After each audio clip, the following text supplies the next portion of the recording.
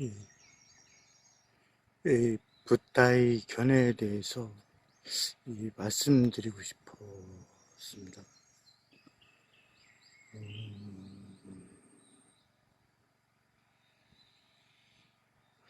어, 왜냐면 그것은 저와 비슷한 사례가 아마 이 세계도 있었기 때문에 그랬을 겁니다. 이 사랑하는 사람으로부터 생겨난 것에 대해서 이 부다께서 말씀하신 적이 있어요. 뭐냐면은 이 부다께서 이 제따수, 이 제따바나에 있는 아나타 핀타카 승원에 계셨을 때예요. 그때 어떤 장자가 사랑스럽고 마음에 드는 외아들이 죽었어요. 그 죽음으로 인해서 그 장자는 일할 생각도 하지 않는 거예요. 그런 생각이 날 수가 있겠어요. 그 음식을 먹을 것도 생각을 하지 않죠. 그리고 그 아들의 묘지에 가서 또 가서 외치는 거죠. 어디에 있느냐? 어디에 있느냐? 비통하게 울음을 통하는 거죠. 그러다가 그 비통함을 덜내기 위해 이 붓다를 찾아뵀단 말이에요. 붓다께서 계신 곳에 갔죠. 다가가서 이 붓다께 인사를 드리고 한쪽으로 물러앉았죠. 그때 붓다께서 그렇게 말씀하셨어요. 그대의 정신 능력들은 그대 자신의 마음의 통제에서 벗어났다. 그대의 정신 능력들은 혼란되었다. 이렇게 말씀하신 거예요. 예전에 시골에 가면은 뭔가 충격받은 일이 있어가지고 미쳐버린 사람들을 종종 볼 수 있었거든요. 헛소리를 하고 다니면서 동네를 떠돌아다니죠.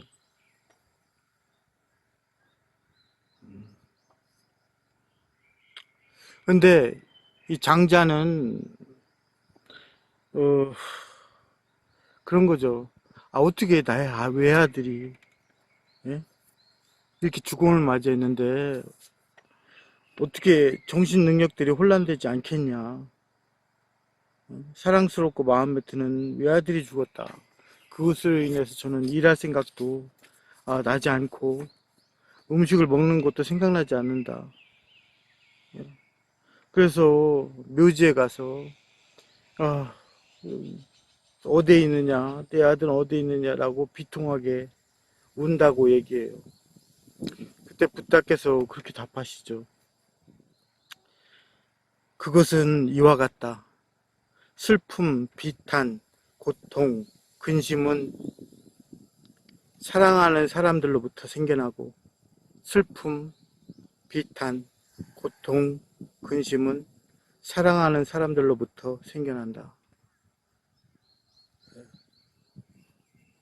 그때 장자가 이러죠. 이렇게 대답해요. 누가 이와 같이 슬픔, 비탄, 고통, 근심은 사랑하는 사람으로부터 생겨나고 슬픔, 비탄, 고통, 근심은 사랑하는 사람들로부터 생겨난다 라고 생각하겠습니까? 환희와 쾌락이 사랑하는 사람으로부터 생겨나고 환희와 쾌락이 사랑하는 사람들로부터 생겨납니다. 그 장자는 세종께서 이제 붓다께서 하신 말씀에 만족하지 않고 비웃으면서 일어나가지고 그곳을 떠나요. 그래서 길을 걷다가 도박꾼 무리들한테 지나갔죠.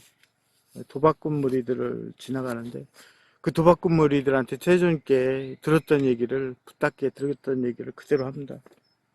그랬더니 이 도박꾼들이 그러는 거죠.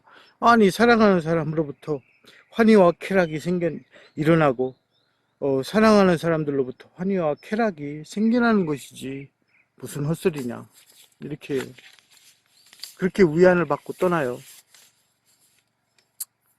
근데 그 소문이 차차 퍼져가지고 코살라, 이 파세나디의 말라이에게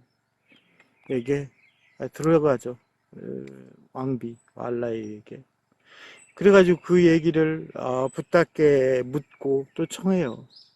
그러다가 이제 끝에 가서는 이 결말은 그렇죠.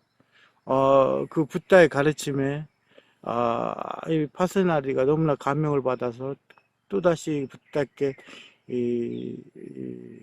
그 자신의 믿음을 보여주는 행동을 하게 됩니다. 근데 끝내는 이 중심은 그거예요. 결국에 그 장자는 그걸 받아들이지 못했거든요. 끝까지. 다급하면 지푸라기라도 잡고 싶다고. 우리가 다급한 사람에게는 그게 안 되는 것 같아요.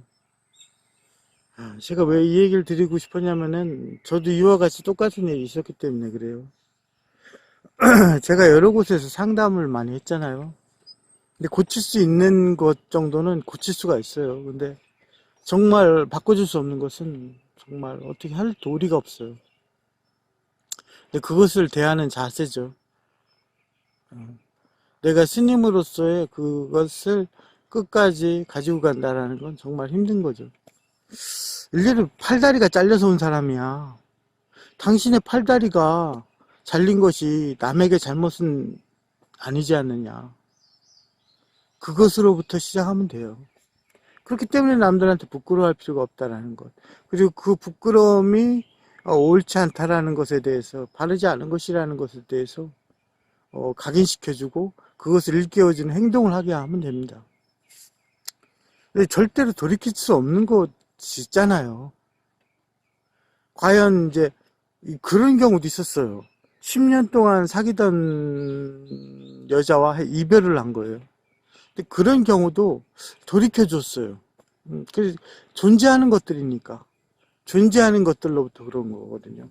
근데 가장 어려운 것이 이 죽음인 것 같아요. 죽음. 물론 정신착란 증세가 일어나가지고 온 사람도 불가능하죠. 근데 이 죽음을 맞이한 사람들은 그걸 받아들이기가 힘들어요. 올곧게 얘기해주기가. 물론 먼 시간이 많은 시간이 경과한 후에는 받아들일 수 있겠죠. 어느 정도 희석되거든요, 삶이. 근데 내일 당장 자기 손자의 그 아직 어린 그 손자의 산소호흡기를 떼야 되는 그 할아버지와 할머니가 찾아왔을 때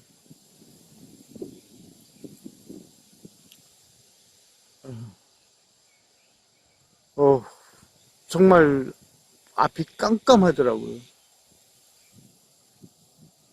아무것도 생각이 나지 않았어요. 뭐라고 해줘야 될지? 그때 제가 그래서 그랬어요. 제가 출가한 게 개심사거든요.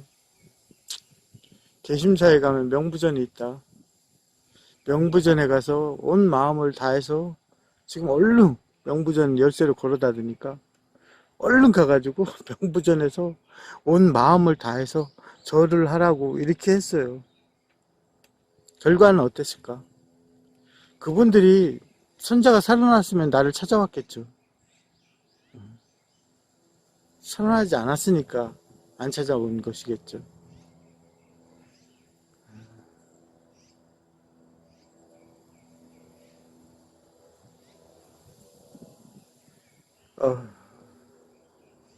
이 붓다의 가르침이 우리가 어떤 정신 상태를 온전히 유지하고 있지 못한 때 들어오게 되면 이게 안 되는 거죠. 들어올 리가 없어요. 근데 평상시에는 우리가 어느 정도 받아들이고 이해할 때가 있잖아요. 내가 경험하지 않았을 때. 그때는 또 스스로는 받아들인다고 해요. 그렇지만 그게 삶에 어떤 영향을 주진 않죠. 그냥 말로만, 생각으로만 받아들인다고 하고 그게 행동으로 연결되지는 않잖아요. 그래서 우리는 그냥 무심결에 그냥 살아가는 것 같아요. 또 간절한 그런 절실함이 있을 때 또 그것을 올곧게 봐들여지기가 쉽지가 않죠. 저도 그것과 똑같은 비슷한 질문을 받은 적이 있었기 때문에 갑작스레 그 말씀이 떠오르더라고요. 결국에 그 장자는 봐들이지 않고 그 소문을 들은 파세나디만 이 붓다의 믿음을 다시 되새기고자 찾아오게 된다라는 그 내용이에요. 그 경전의 내용이.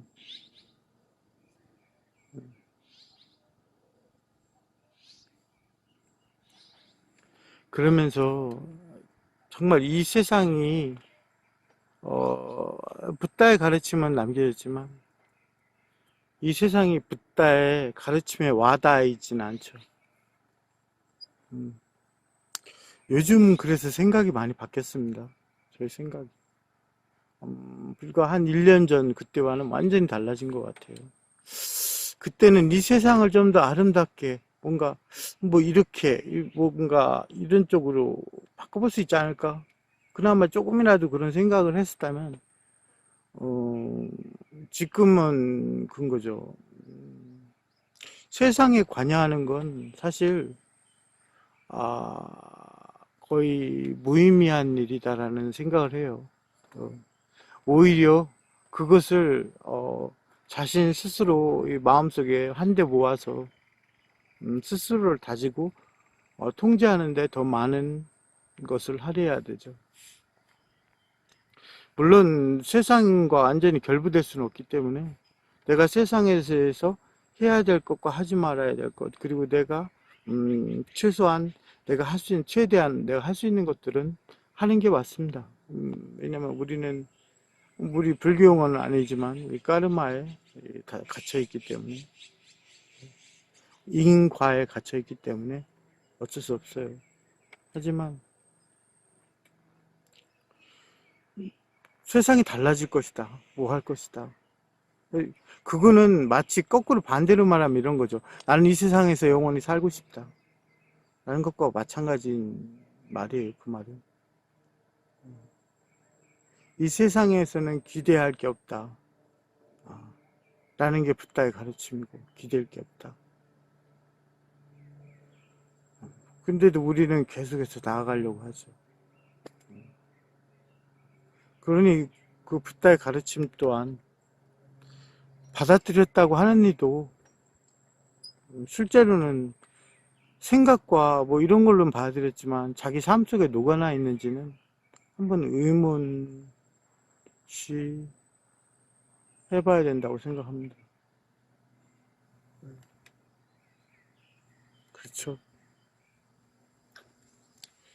우리가 붓다의 가르침을 그나마 받아들일 수 있을 때는 우리의 삶이 뭐 자기 스스로는 이 세상에서 어렵다 뭐 이렇게 여긴다 하더라도 여유가 있을 때예요. 여유가 없는 삶이라는 것은 한치의 여지도 없이 꽉 막혀버린 것이죠. 나의 모든 것이 통제가 되고 있고 나의 모든 것이 이런 상태에 놓여지게 되면 여유가 없거든요. 그때는 받아들이고 자시고도 없어요. 아예 귓속으로 들어오지도 않죠. 그 장자처럼 아예 귓속으로 들어오지도 않아요. 그 말씀이.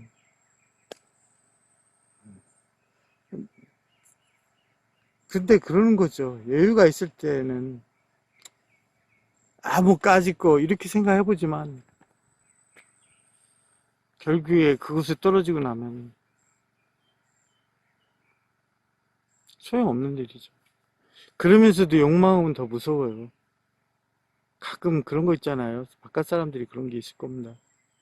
그때로 되돌아갔으면 이런 생각들 좀 나아질 텐데, 이런 생각들 다 부질없는 거죠. 제가 얼마 전에 뭐 영상을 한번 남겼을 거예요. 행동이 실행되지 않은 후에는 쌀데기 없는 거다 라고 말씀드렸을 거예요. 내가 행동으로서 바꿔보지 않은 후에는 아무런 소용이 없다고 말씀드렸을 거예요. 그렇게 따지면 좀 애통하죠. 바깥 사람들 살아가는데.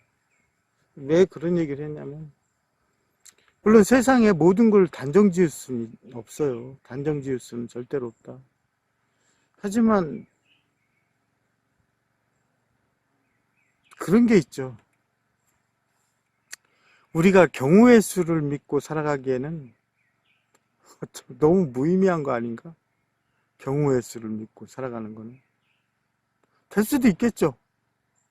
근데 그건 경우의 수거든요. 경우의 수는 나의 의지 대상이 돼서는 안 되거든요. 그 행동이 없는 후회도 마찬가지예요. 그 후회를 통해서 그 사람이 바뀔 수 있다? 그럴지 몰라요. 하지만 자기가 행동으로 바꿔보지 못한 후회는 말 그대로 경우의 수예요. 경우의 수. 예. 그렇기 때문에